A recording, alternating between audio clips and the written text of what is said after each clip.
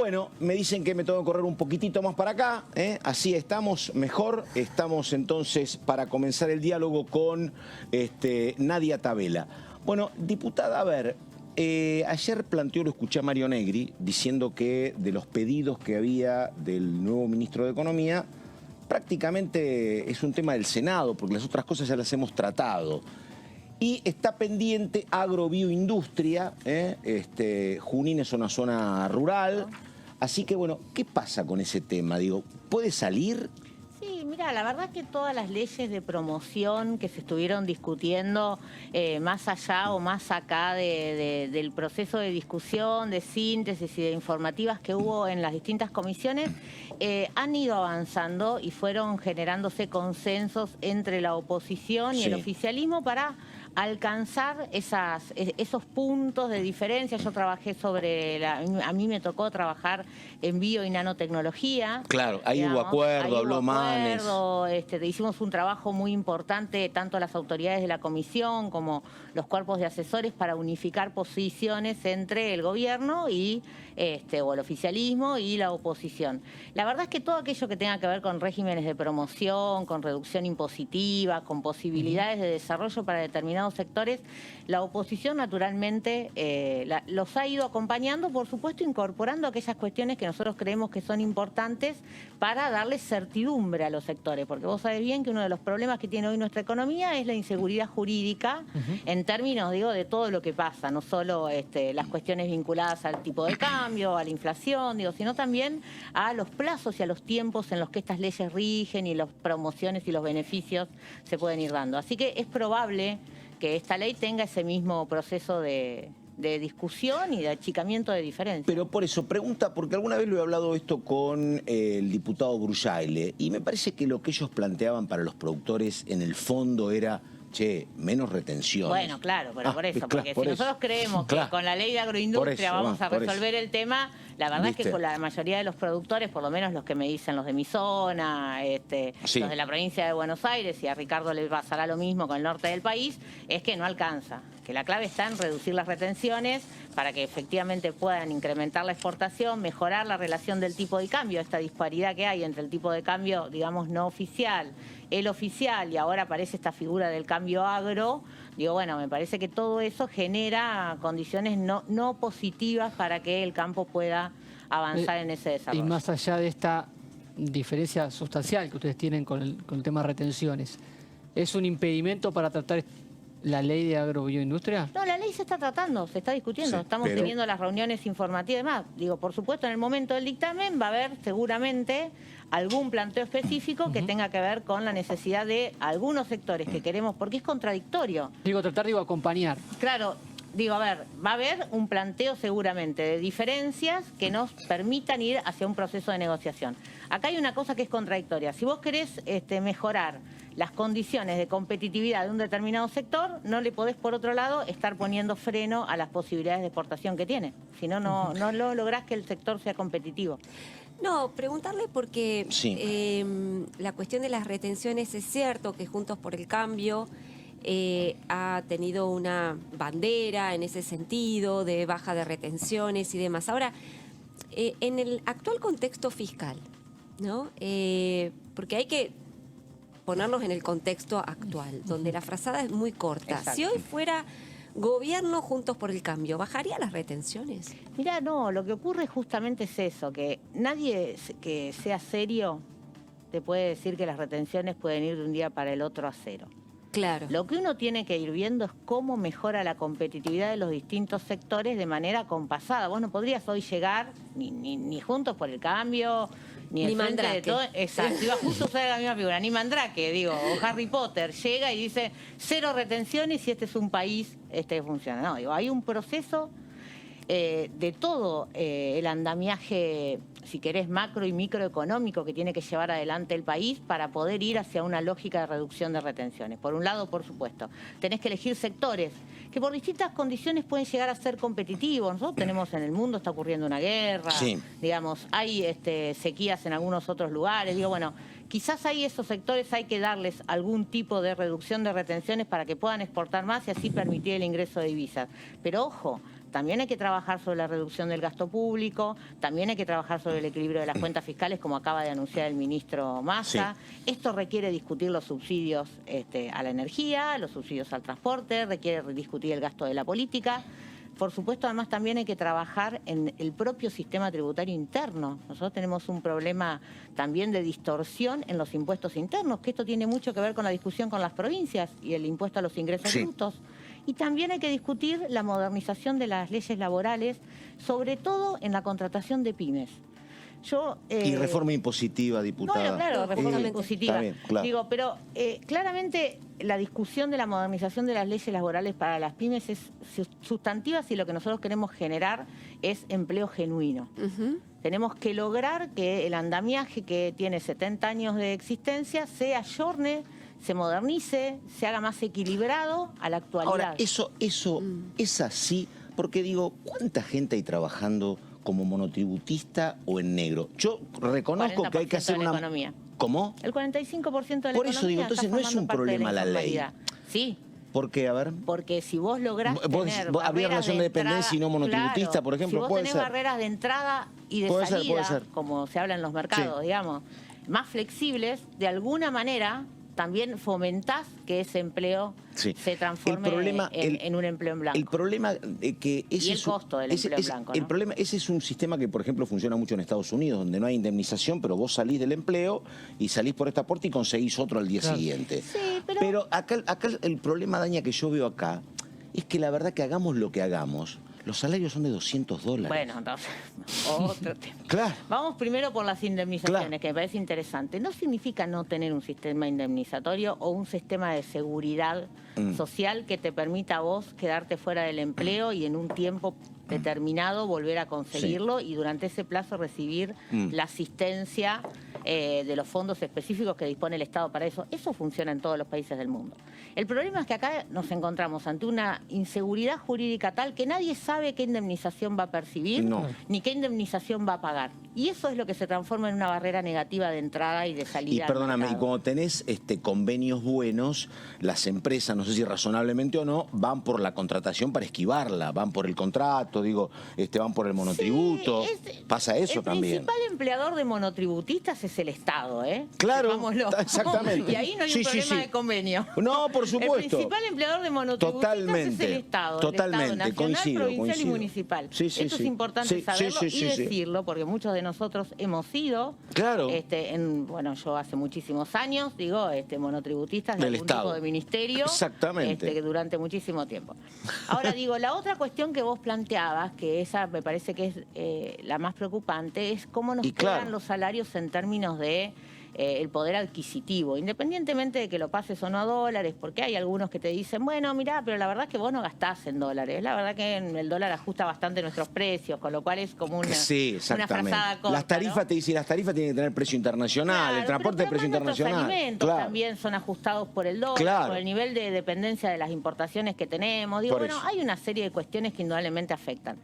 El tema es la necesidad de estabilidad económica, de empezar a bajar la inflación. Y eso es un poco a mí lo que me dejó la preocupación de los anuncios que hizo el nuevo ministro de Economía, a quien además respeto y por supuesto le deseo la mayor de las suertes, porque eso significa que nos va a ir bien a todos los argentinos. ¿Pero qué fue lo que te preocupó? Que no hay contundencia en las medidas respecto de la estabilización y de la reducción de la emisión monetaria. Si nosotros no tenemos contundencia... Perdón, un conocido tuyo, digo esto porque Laura decía, viste que decía más o menos lo mismo, base que faltaba, le faltaba cuerpo. Bueno, claro. Lo que dijo Tetaz es que él esperaba, por ejemplo, que le dijeran que el peso iba a converger con el real. Que esperaba una cuestión así. A ver, vos hablaste de convertibilidad, por ejemplo. Sería shock eso. Bueno, pero una cosa así. A ver, los economistas, yo no soy economista. No, por eso. Vengo de la rama, pero no soy economista. Tenemos una mirada a veces ¿Cuál es tu carrera de grado? Soy contadora. Ah, bueno, claro. Pero tenemos una mirada... Los economistas que son más, de alguna manera, más...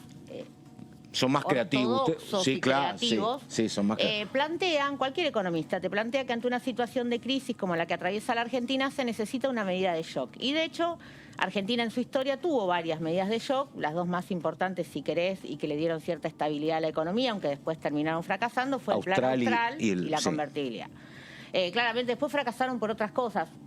cuestiones que hoy siguen pasando, digo, esta necesidad que tenemos, o este problema que tenemos los argentinos de gastar más de lo que recaudamos, pasó con el plan austral, pasó con la convertibilidad y nos sigue pasando hoy. Pero indudablemente los economistas planteaban la necesidad de una medida ortodoxa, cualquiera fuera, o aún heterodoxa, en algunos casos, que te planteara un giro de 180 grados y te provocara un shock. Y eso, de acuerdo a las teorías económicas, automáticamente genera confianza, genera algún tipo de estabilidad, genera una recuperación de la economía. Pero yo creo que hay condiciones que, perdóname, que tienen que ver con lo político. Claro. No alcanza solo con la economía. No, claro, coincido. Entonces me parece que hoy no había condiciones políticas, si se quiere, para que hubiera... ¿Por qué no había condiciones políticas? Primero porque el partido gobernante está teniendo tensiones internas muy fuertes. Segundo, porque está desembarcando en el gobierno quizás la carta más importante que tenía ese partido gobernante, o una de las cartas más importantes que tenía ese partido gobernante de cara al 2023. Entonces me parece que no había condiciones políticas para poder tomar una medida de 180 grados por falta de consenso dentro del propio gobierno. Y eso después repercute en los movimientos sociales, en los sindicatos, en la CGT. Bueno. Hoy digo, lo retomo, hoy Tetaz planteaba otra cuestión, si querés ortodoxa, que decía, mira, mientras haya brecha no va a haber arreglo. Igualemos el tipo de cambio, claro, como hizo Prat Gay. Ahí venía la discusión. Para Tetaz había estado bien y para el resto había sido el primero y principal problema de Macri, que terminó la inflación con el 40% ese año. Pero lo de Macri no tiene que ver con la liberación, con haber liberado el cepo, ¿no? No, claro. Tiene que ver con la igual. Hasta ahora había $2 y lo que lo igualó al dólar. Y dijeron, no se va a trasladar a precios. Dijeron, era el dólar de 9 y el dólar de 15. Y quedó en 15. Lo que dijeron no se va a trasladar, bueno, se trasladó y empezó un proceso inflacionario complicado. Pero proceso inflacionario que fue explosivo, digamos, a fines de 2018, exactamente. 2019, tuvo que ver con que hubo una corrida tremenda por falta de financiamiento. En el 2018. Claro, sí, digo, pero no tuvo que ver con... Martín hablaba del 2015, cuando acordate que lo que hizo Prat Gay... Cuando se libera el cepo. Claro, dijo el dólar a 15, no a 9. Ese fue el primer proceso inflacionario que tuvimos en el gobierno de Cambiemos. Exacto. Un proceso inflacionario menos, pero, a ver, la devaluación, que es lo que todos intentan evitar, negar, es como que ya está. Cada vez que el dólar se corre, el blue, digo, ¿no? El dólar no oficial, el billete, cada vez que se da... ustedes van al supermercado igual que voy yo, igual que va cualquiera de quien aparte ves cuánto aumentó el dólar blue, ya 3%. El blue aumenta 3% y el oficial aumenta 0,16%. Claro, y automáticamente pasa precio, porque nuestra economía está dolarizada y que tiene que ver con las expectativas de la gente. Bueno, eso ya no lo niega ningún espacio político, digamos, lo ha manifestado públicamente hasta la vicepresidenta, ya no hay debate. Pero no tampoco compartís la posición de Cacase, ¿no? De la dolarización. No. Pero ahí hay una cuestión técnica, digamos, sin ser economista. No te alcanzan los pesos que tenés. Claro, no tenés los dólares para dolarizar, pero además hay una cuestión de soberanía monetaria, con la cual yo coincido y defiendo. Y además hay una cuestión práctica, mira, las tres cosas. La cuestión práctica es que cuando vos te atás a una moneda que no es ni la de tu principal socio, ni la de tu principal competidor, cualquier jugada que haga ese país con esa moneda, a vos te impacta negativamente. Entonces, por ahí es quizás más realista, aunque tampoco lo he analizado en profundidad y a priori diría que no lo comparto, atarse al real. Claro. Que podría ser una moneda nueva.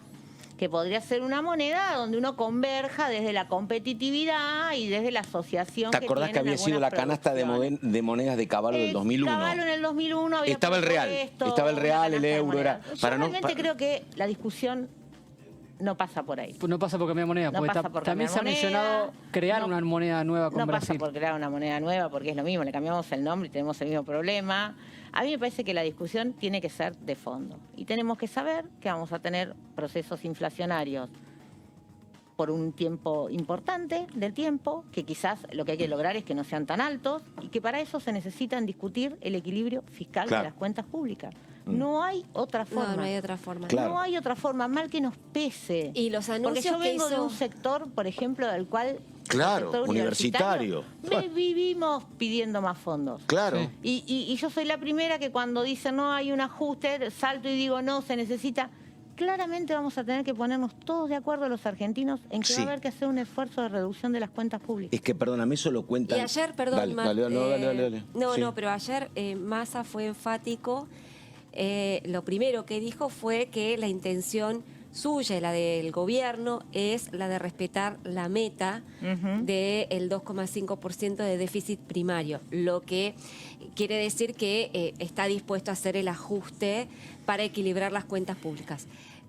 ¿Vos crees que se va a llegar a esa meta? Mirá, yo creo que ya estamos muy jugados para llegar a esa meta. Yo creo que vamos a renegociar la meta en un par de meses. Sí. Porque no pudimos contener esa meta durante todo este tiempo. No la pudimos contener. Digamos, estamos muy jugados para llegar a la meta del cumplimiento real. Vamos a tener que renegociarla. Y entonces sí, ¿no fue el fondo... contraproducente que Massa haya dicho vamos a cumplir para... No. Está bien decirlo. Está bien. Está bien decirlo. ¿Sabes por qué? Porque si él ahora dice, no, miren muchachos, vamos a renegociar la meta y ya empezamos. Sí. Ya empiezan los gobernadores, los intendentes, todos empezamos a discutir los salarios estatales, empezamos de nuevo a discutir y no llegamos. A mí me parece que está bien, que además es un mensaje que él envía como ministro que asume, que jura al fondo, a los organismos internacionales de crédito y al propio mercado. Me parece que está bien que lo haya dicho. Creo que él sabe y su equipo sabe que efectivamente esa meta no la vamos a llegar a cumplir. Pero cuanto más nos pongamos la exigencia de cumplir la meta, es como cuando vos le pones a tu hijo adolescente un horario para llegar. Cuanto más estricto seas, más posibilidades hay de que estés más cerca en el gap o en la diferencia que hagas. Entonces a mí me parece que el anuncio está bien. Me pareció importante que sostuviera el planteo de la ministra Batakis, de la ex ministra Batakis, del equilibrio fiscal. Me pareció importante que sostuviera el tema del congelamiento de las plantas de la administración pública en este esquema de sostener un poco la idea del equilibrio fiscal. Y bueno, y después habrá que ver cómo esas medidas repercuten, porque hay algo de voluntarismo detrás de esas medidas que tienen que ver con esto, bueno, cómo repercute para que efectivamente el campo liquide, para que efectivamente ingresen las divisas, para que efectivamente nos crean. Sí, bueno. ahora, ahí está el tema, porque cuando, desde el Ejecutivo ahora dice, che, al campo, liquiden que necesitamos recursos, una manera de apuntar al equilibrio es recaudar más. El campo que te dice, yo no te quiero pagar más y voy a esperar que el dólar esté equiparado, pero ajustense ustedes. Y es muy complicado porque en la dirigencia política uno, la verdad, ¿cuál es el parámetro? Si el parámetro es el sueldo de un diputado, no hay dispendio porque es un sueldo de 300.000 pesos. Otros te dicen que... Te quedaste corto, Pato. Poco más, está bien, tenés razón. Pero bueno, pero me parece la verdad, si uno compara los sueldos de los diputados con Latinoamérica, no tienen un ingreso de $5.000. Pero bueno, y ahora digo, el tema es cómo engordó el aparato del Estado en 20 años. Digo, sí. el asistencialismo es como que no se puede dar marcha atrás. Ver, y ahí está comprometido, dicen el 70%. Por eso, como, sí, ¿dónde reducir? El 70% o el 60% en realidad tiene que ver con todo el sistema de seguridad social. No son solo los planes sociales. Jubilaciones, son pensiones no graciables, son pensiones no retributivas y los planes sociales. Los planes sociales, en la medida en que no generás empleo genuino, más allá de que también es muy interesante el planteo que ya venía haciendo el ministro Zabaleta, de auditarlos y de mejorar la eficiencia y la eficacia en la que se otorgan esos planes y demás, en la medida en que no se reactive la economía y no se genere empleo genuino, no hay Ayer posibilidad Massa hizo una alusión al respecto. Sí. Lo hemos conversado muchísimo aquí en Diputados TV, el plan Puente al Empleo. Exactamente. Que ayer esbozó Sergio Massa como una salida para salir justamente de los planes sociales hacia el empleo genuino. El problema, por lo que nosotros estuvimos conversando aquí con distintos invitados y también con lo que uno conversa con empresarios y demás, es que hay dos problemas. Uno lo señalaba Pato hace un rato, pero uno de ellos tiene que ver con que el empresario, y sobre todo el empresario pyme, hoy no parece como demasiado entusiasmado para cobijar los receptores de los planes sociales, ¿no? Aunque le den incentivos, no da la impresión de que los incentivos justamente sean suficientes. Y además, tampoco hay incentivos para el lado de el que recibe el plan. Porque como decía Pato hace un rato, los salarios en blanco medidos en dólares, pero más allá de que se los midan dólares o no, siguen siendo absolutamente insuficientes. Entonces, cuando vos no tenés ni incentivos para tomar trabajadores, porque no sé de dónde viene este señor, es un planero o los incentivos no son suficientes, y del otro lado, sí, yo quiero el trabajo en blanco, pero me pagan menos de lo que es la canasta básica, me pagan 2 mangos con 50 y tampoco tiene el incentivo para dejar el plan, ¿no? Entonces hay como una suerte de círculo vicioso ahí. Exactamente. Vos estaba, la diputada Omodeo, era bastante discutible el tema. Ella estaba enojada con el Poder Judicial, porque dice, el Poder Judicial paga en Tucumán 100.000 pesos de inicio para un junior, y un estudio tiene que pagar 60. La verdad, que pague 100.000 tampoco me parece una fortuna. Sí, pero claro. Tiene que ver con la cuestión del empleo privado. Claro, exactamente, claro. Que hoy por hoy no te da los suficientes incentivos como para que vos... Exacto, eso es lo que decía ella. Porque vos le preguntás a cualquiera, todo el mundo quiere ser trabajador en blanco. Claro. Quiere estar bien pagado. O pagado bien pagado, pero justamente para cubrir sus necesidades básicas. Exacto, Laura. Claro. Ahí está un poco el tema. Por eso yo te dije hoy, hay que lograr una sinceridad y un diálogo entre todos los argentinos, que entendamos que esto es un proceso y no es una foto. Sí. Hay un problema con los empresarios pymes y mini pymes, digamos. Pues yo recorrí en 1 año y medio o en 2 casi 5 vueltas a la provincia de Buenos Aires. Entre las distintas campañas que tuve que hacer, vengo de la interna partidaria en adelante. Lo que ellos te dicen es, yo estoy para tomar un empleado más, o 2, porque tengo capacidad de producir un poco más. No en este momento de crisis económica, ¿no? Te estoy hablando hace unos meses atrás. Ahora, ¿por qué no lo tomo? Por 3 problemas, básicamente. Primero, por un tema de formación. ¿No? Yo presenté un proyecto justamente en términos de incentivos laborales para jóvenes que estén transitando sus procesos educativos, formativos, terminalidad secundaria y formación superior. Bueno, uno, el tema de la formación. El otro problema es que el costo asociado que tiene ese empleado que vos vas a tomar en blanco. Entonces, quizás a veces parte de la discusión de estos incentivos tiene que ver con que ese empleado nuevo que ingresa, más allá de que venga o no venga de un sistema de plan social, que también yo entiendo que hay una cuestión de prejuicio sobre el tema y que hay que ir venciendo, tiene que tener un costo de contribución patronal mucho menor. Mucho menor. Porque total, hoy es 0. Claro. Hoy es 0. Entonces, con que aporte 2... Tal cual. Y no vaya al 24, tal cual. Ya es un montón. Ya es un montón, tal cual. Y la otra cuestión tiene que ver con el costo de salida. El otro miedo que tiene el empresario, es el pequeño empresario. Porque mira, cuando vos sos una gran empresa y tenés 500 empleados y tenés una litigiosidad del 7%, que es lo que en promedio se tiene, listo, 7 por 5, 35, tenés 35 juicios por año. El año que te va bien tenés 30, el año que te va mal tenés 40. Listo. Y eso es todo. Y tenés un mega estudio que te resuelve todos los problemas. Cuando vos sos una pyme, 5 empleados. Claro. El año que tenés el 7% de legislación, que son 2, cerraste. Te fundís. Claro. Y ese es el problema. Entonces ahí es donde el círculo vicioso no se rompe. Y ahí me parece que es donde hay que, por eso digo, pero es los problemas de Argentina son solucionable, digamos. Por eso. Pero hay que tener la voluntad, la decisión. Sos un optimista, Serra. No, ojalá, sí, ojalá. Hay que tener la voluntad política, la decisión, pero político no solo de los políticos, de todos los líderes sociales, económicos y políticos del país, de salir de este problema. Diputada, tenemos que ir a hablar con Sofi, que está con un móvil, ya nos dice dónde. Así que bueno, diputada Tabela, muchísimas gracias. Muy amables ustedes. Seguimos hablando en cualquier momento un poco de universidad y un poco también